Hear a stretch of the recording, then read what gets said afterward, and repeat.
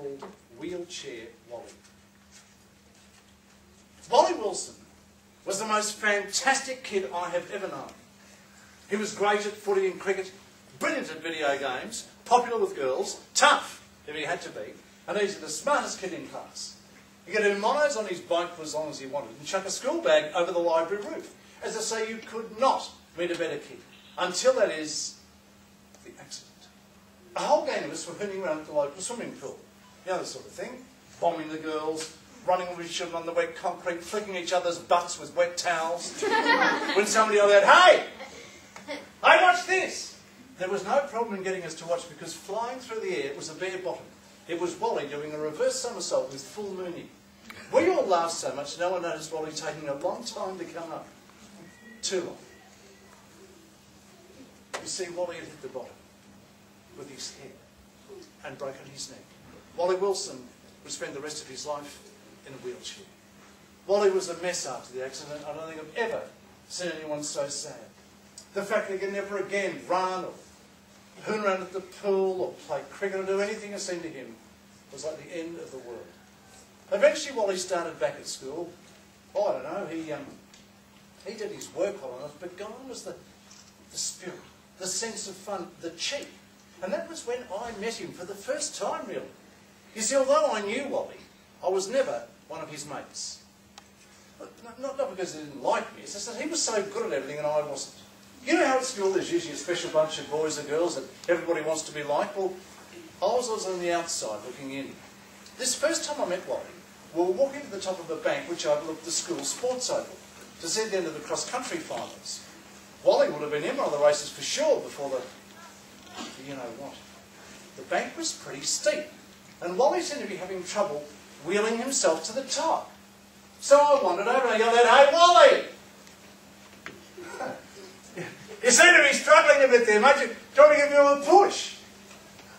"Well, what do you think I am?" snapped Wally. "A cripple?" "Oh, come on, Wally," I said, "mate. I'm really sorry. I wasn't trying to hurt your feelings or anything. I don't know. I was just trying to help." And do you know what I decided to do? I decided to sit on his lap and say, "Well, look, Wally, I'm really tired. Maybe he'd give me a push." Well, Wally didn't know what to do. He didn't ever get to make up his mind because suddenly we were rolling backwards down the bank at 1,000,000 kilometres an hour. Then across the oval and down another bank and straight through a door into the changing sheds. Guess which ones? The girls. And guess who was inside? Girls. Heaps of them. Without a single thing on. After that, Wally and I became the best of mates. Wally said at Charlie at least some of the time life could still be fun. That still didn't stop Wally having his bad times too. Sometimes I'd see him crying so hard I thought he would never stop. When Wally had his bad times, he'd sometimes ask me to wheel him to the top of a hill which overlooked our town.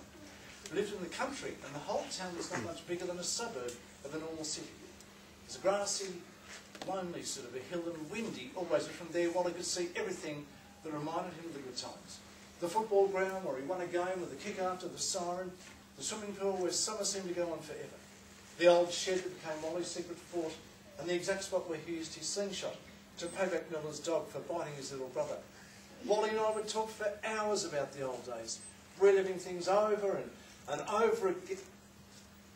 And then it came to me. I said, "Listen, Wally, if we can remember things and get excited all over again," I don't know, sometimes I think more excited than we were at the time. Maybe we can remember things we haven't even done yet. What I'm saying is this, Wally, what if you could somehow imagine running? Or imagine kicking the footy again? Well, maybe it could be just as much fun. You've lost your legs, Wally, but you haven't lost your head. Wally can say anything. I don't know. He just sort of stared, and then it happened. Wally smiled, gripped the arms of his wheelchair, and slowly stood up. He took his hands away, wobbled just a bit, found his balance, and took a very small step forwards. Then another, and then he jogged. And then finally he ran. Slowly at first, then flat out down the hill with the wind in his face, screaming, "Yes!" Did Wally really get up and run that day, or was it just in our imagination? I say he ran.